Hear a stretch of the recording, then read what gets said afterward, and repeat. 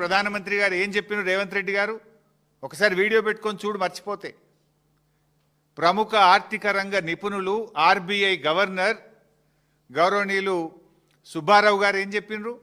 ఒక్కసారి ఆ వీడియో చూడు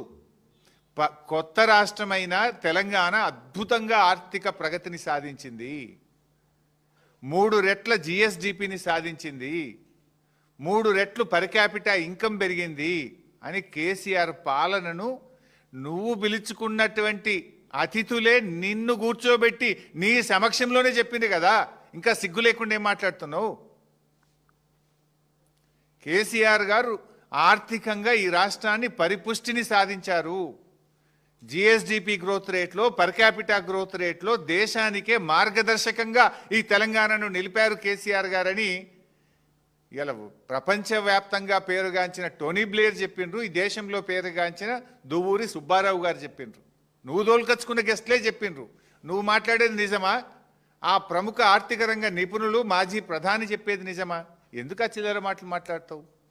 రాష్ట్రం పరువు తీయకు రాజకీయాల కోసం ఈ రాష్ట్రం గొప్పగా ఉన్నది ఆర్థికంగా అని మాజీ ప్రధాని మాజీ ఆర్బీఐ గవర్నర్లు ఒకవైపు కితాబిస్తుంటే నువ్వు రాజకీయాల కోసం ఎందుకు చిల్లర మాటలు మాట్లాడుతున్నావు రాష్ట్ర ప్రజల పరువును ఎందుకు తీస్తున్నావు రాష్ట్రం యొక్క గౌరవాన్ని ఎందుకు దెబ్బతీస్తున్నావు రాష్ట్ర ప్రగతిని ఎందుకు దెబ్బతీస్తున్నావు అని అడుగుతా ఉన్నా అసలు ఏమన్నా మాట్లాడితే ఏమన్నా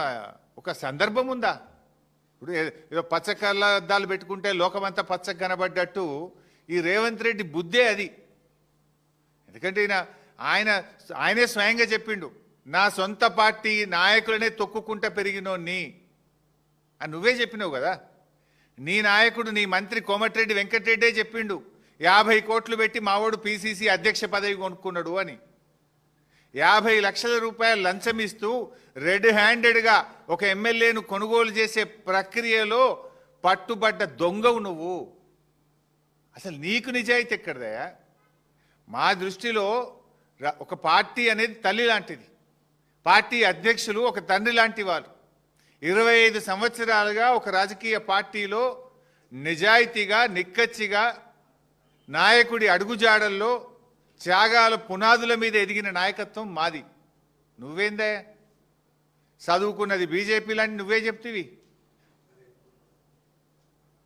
అదేవిధంగా పెరిగిందేమో తెలుగుదేశం లాంటివి నౌకరేమో కాంగ్రెస్లో చేస్తున్నా అనబట్టివి రేపేడుంటావో తెలియని రకం నువ్వు పుట్టుకో దాంట్లో చదువో దాంట్లో నౌకరో దాంట్లో రేపెండ్లుంటావో నువ్వు అసలు నీకు నీతి జాతి విలువలు నీకేమైనా ఉన్నాయా పైసలు పెట్టి పదవి కొనుక్కుంటావు పూటకో పార్టీ మారుస్తావు చొక్కాలు మార్చినంత ఈజీగా పార్టీలు మార్చిన నాయకుడు రేవంత్ రెడ్డి అరే మేము సిల్వర్ జూబ్లీ జరుపుకున్నాం ఎమ్మెల్యే పదవిని మంత్రి పదవిని మా నాయకుడు ఆదేశిస్తే గడ్డిపోచల్లాగా త్యాగాలు చేసిన చరిత్ర మాది వెన్నుపోట్లు పొడిచిన చరిత్ర నీది నీకు మాకు నక్కకు నాగలోకు అనుకున్నంత తేడా ఉంది నువ్వా మా గురించి మాట్లాడేది నీకు మాట్లాడే అసలు నైతికత ఉందా నీకు ఇవాళ నువ్వు ఎట్లా అంటే ఊసెర వెల్లులు కూడా నిన్ను చూస్తే సిగ్గుపడతాయి నువ్వు మాటలు మార్చే తీరు కానీ నువ్వు పార్టీలు మార్చే తీరు ఊసెర వెల్లులు కూడా సిగ్గుపడేటంత దారుణంగా ఉంది నీ పరిస్థితి అరే నీ నోటితోనే సోనియా గాంధీని దేవత అంటివి నీ నోటితోనే బలిదేవత అన్న రకం కదా నువ్వు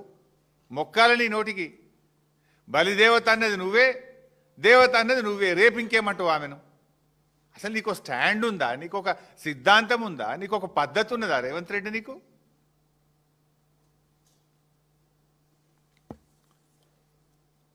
ఈరోజు నిన్న రేవంత్ రెడ్డి అన్ని అబద్ధాలే కాళేశ్వరం లేకుండానే ఈ రాష్ట్రం అట ధాన్యం ఉత్పత్తిలో దేశంలో నంబర్ 1 చేసినట్టు నువ్వు చేసినావు నువ్వు రాకముందే 2022-23 ఇది అఫీషియల్ డాటా 2022-23లోనే 258 లక్షల మెట్రిక్ టన్నుల ధాన్యం ఉత్పత్తి చేసి దేశంలో తెలంగాణను నంబర్ 1గా నిలిపిందే కేసీఆర్ ప్రభుత్వం ఇన్ ద ఇయర్ 2022-23 అప్పుడే ఇన్ని వడ్లు కొనలేమంటేనే కదా ఢిల్లీకి పోయి మేము ధర్నాలు చేసింది కేసీఆర్ గారి నాయకత్వంలో ఇవాళ ధాన్యం సేకరణలో కూడా 2020-21లో 141 లక్షల మెట్రిక్ టన్నుల ధాన్యం సేకరించి నంబర్ 1గా నిలిచిందే తెలంగాణ. ఇంత నువ్వు వచ్చినాక ఎప్పుడు సేకరించలే. ఈరోజు కూడా కాళేశ్వరం ప్రాజెక్టు నీళ్ళే పంటలు పండుతున్నాయి. ఇప్పుడు మల్లన్న సాగర్ కింద పండే పంట కాళేశ్వరం కాదా?